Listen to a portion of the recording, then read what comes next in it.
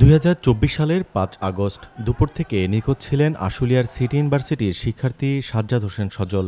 সন্ধ্যার পর থেকে সজলের স্বজনরা তাকে খুঁজে বেরিয়েছেন প্রতিটি হাসপাতাল, মর্গ, এমনকি ড্রেন নর্দমায়। তখনও মা শাহিনা বেগম জানতেন না প্রিয় সন্তানের শেষ পরিণতির কথা।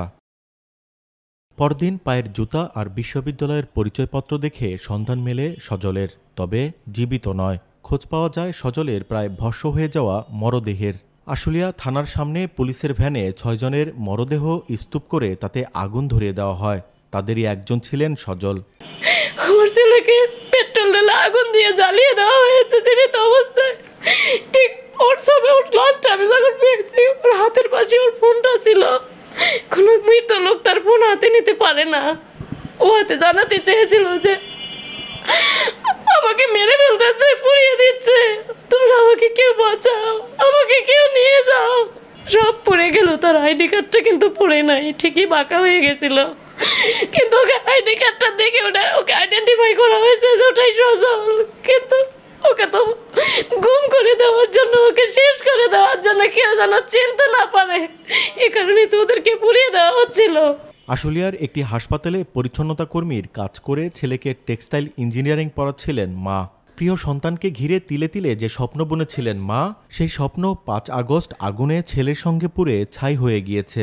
নৃশংস এই হত্যাকারীদের দৃষ্টান্তমূলক শাস্তি চান শহীদ সজলের মা। তো স্বপ্ন থাকে, কত আশা থাকে, কত আকাঙ্ক্ষা থাকে, সে আশা আকাঙ্ক্ষাকে আশুলিয়া থানার সামনে পুড়ে আমাদের ছাই করে দিয়েছে।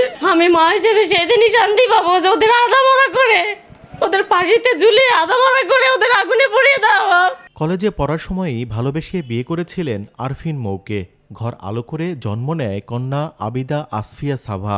বাবার স্নেহ আদর বঞ্চিত হয় শিশু সাভা। আর প্রিয় ভাইকে হারিয়ে এখন অনিশ্চিত সাজ্জাদের ছোট বোন খাদিজার ভবিষ্যৎ। আমার ভাই যে মারা গেল, আমার ভাইয়ের তো কোনো দোষ ছিল না। সে নিজের অধিকারের জন্য এবং সমাজের জন্যই তো যুদ্ধে নেমেছিল। আমার ভাইকে যে পুড়িয়ে মারলো, আমি তার মুখটাও দেখতে পারিনি। যারা আমার ভাইকে মারছে তারা আমার ভাইয়ের ভালোবাসা থেকে বঞ্চিত করলো সারা জীবনের জন্য। আমি আর এই ভালোবাসা তো আর পাবো না। সেই জন্য আমি চাই যে আমার ভাইয়ের জন্য ন্যায্য বিচার হোক।